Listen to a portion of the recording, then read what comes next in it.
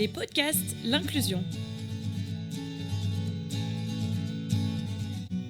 Bienvenue dans T-Learning, le podcast qui accompagne les travailleurs indépendants handicapés, les TIH, dans leur parcours entrepreneurial. Ce podcast est réalisé avec le soutien du préfet des Hauts-de-Seine, de Veolia, de l'AGEFIP et de la Fondation Malakoff Humanis Handicap. Chers entrepreneurs, dans ce module 18 de T-Learning, nous proposons d'aborder les questions liées à la formation et plus spécifiquement au regard de votre situation de TIH. À l'issue de ce module, vous aurez des points de repère sur les questions suivantes. Pourquoi et comment se former? Quelles sont les spécificités liées à votre situation de handicap? Nous allons structurer ce module en 3 parties. Premièrement, les enjeux de la formation. Deuxièmement, les types de formation. Et enfin, nous parlerons des financements.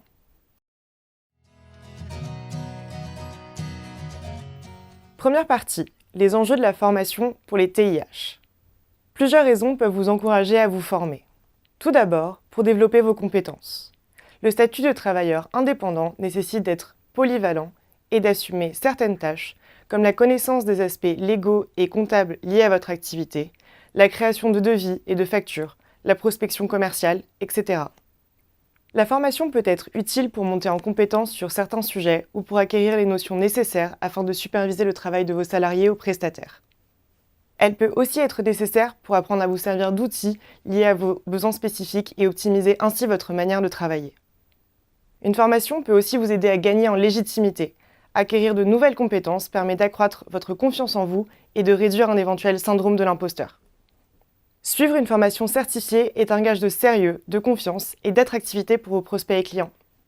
Enfin, les compétences développées peuvent également vous aider à garder la maîtrise de votre projet. Mais avant de vous lancer dans un parcours de formation, distinguez les compétences acquises lors de vos précédentes expériences et celles à aller chercher pour développer votre activité. Si vous avez des difficultés à les identifier, nous vous conseillons de faire un bilan de compétences. Selon votre situation, il pourra être financé par votre compte personnel de formation, le CPF.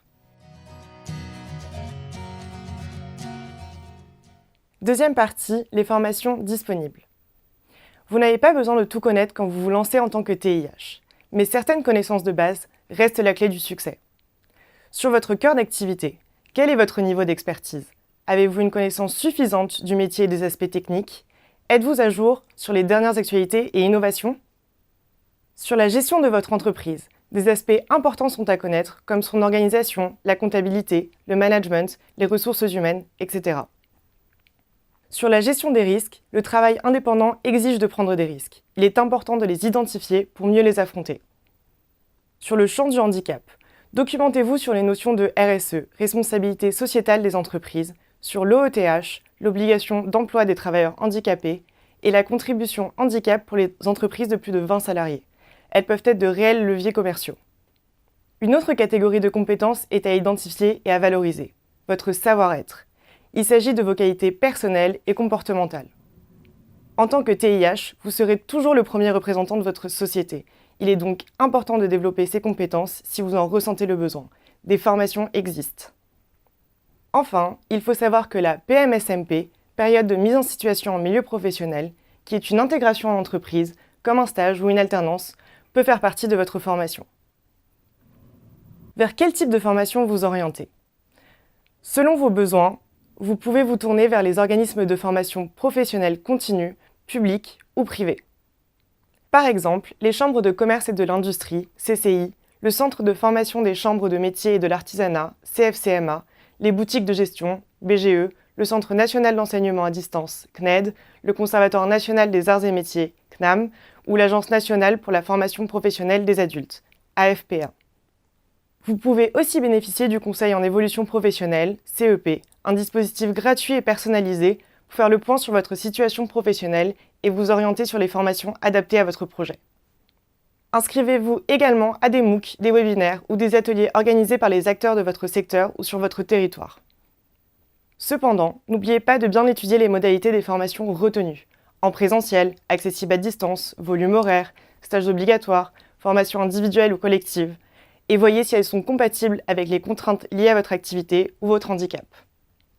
Il est à noter que chez l'apprenant adulte, l'apprentissage se fait par 3 approches. 10% par la théorie, 30-40% par l'échange entre pairs ou le retour d'expérience, et 50-60% par la pratique et l'expérience. Ainsi, n'hésitez pas à considérer les différents modes de formation. Nous vous conseillons aussi de vous tenir régulièrement informés car le secteur de la formation est en constante évolution. Troisième partie, les financements. Intéressons-nous au financement par le CPF, compte personnel de formation. Il s'adresse à tous les actifs, les salariés du secteur privé, les demandeurs d'emploi, les apprentis, les fonctionnaires et les travailleurs indépendants. Il convertit toutes les cotisations payées au cours de votre vie active en droit à la formation, mobilisable tout au long de votre vie professionnelle, à hauteur de 500 € par an, dans la limite d'un plafond établi à 5 000 €. Pour les bénéficiaires de l'EOTH, vous bénéficiez d'une majoration de vos crédits CPF, pendant la durée de votre travail en tant que salarié. Votre employeur doit verser chaque année sur votre CPF la somme de 300 € qui viennent s'ajouter aux 500 €. Le plafond du CPF est dans ce cas fixé à 8 000 €. Si vous avez été précédemment salarié en situation de pénibilité, le compte professionnel de prévention, C2P, permet d'acquérir des points pour les salariés exposés aux risques professionnels, déclarés lors des déclarations sociales de l'entreprise. Vous pouvez ainsi compléter vos crédits CPF avec les points C2P cumulés précédemment. Pour avoir plus de détails sur les formations éligibles au CPF et sur la mobilisation de vos crédits, nous vous invitons à vous inscrire sur le site Mon compte formation. Quelques cas particuliers à connaître. Les travailleurs indépendants peuvent bénéficier d'une aide pour financer une formation s'ils payent la CFP, la contribution à la formation professionnelle, à ne pas confondre avec le CPF. Cette aide est gérée par un fonds d'assurance formation, FAF, qui diffère selon la nature de votre activité. Par exemple, un micro-entrepreneur qui exerce une activité libérale est rattaché au FAF des professions libérales, le FIFPL. Consultez le site Entreprendre du service public, il donne des informations sur la prise en charge des formations des travailleurs indépendants et les conditions d'accès. Bon à savoir, les TIH ont généralement moins cotisé sur la formation et ont donc moins de financement. Sachez qu'il est cependant possible d'abonder votre CPF. En effet, si vos droits sont insuffisants, vous pouvez faire appel à Pôle emploi ou au conseil régional pour financer le reste à charge de votre projet de formation. Autre financement possible. En tant que TIH, votre entreprise peut financer votre formation pour répondre aux besoins de votre activité. Les formations peuvent également être financées sur vos propres fonds et dans ce cas, les tarifs sont généralement moins élevés. Enfin, il existe l'aide à l'adaptation des situations de formation. L'AGEFIP peut accorder des aides aux centres de formation en adaptant vos supports de formation et d'examen, en vous fournissant un preneur de notes ou encore de l'appui aux devoirs.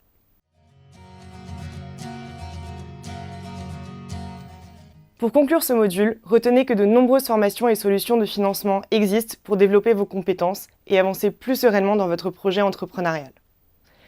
Mais gardez en tête que votre parcours de formation sera efficace si vous définissez en amont vos objectifs professionnels et si vous identifiez avec clarté les compétences que vous souhaitez acquérir ou développer. Merci d'avoir écouté cet épisode réalisé par l'Inclusion avec le soutien du préfet des Hauts-de-Seine, de Veolia, de l'AGEFIP et de la Fondation Malakoff Humanis Handicap et en partenariat avec HUP Entrepreneur. N'hésitez pas à commenter, à partager, à vous abonner à ce podcast et à lui mettre des étoiles pour contribuer à un monde du travail plus inclusif. Et pour accéder à l'ensemble du programme de formation, rendez-vous sur tlearning.fr, www.tih-learning.fr.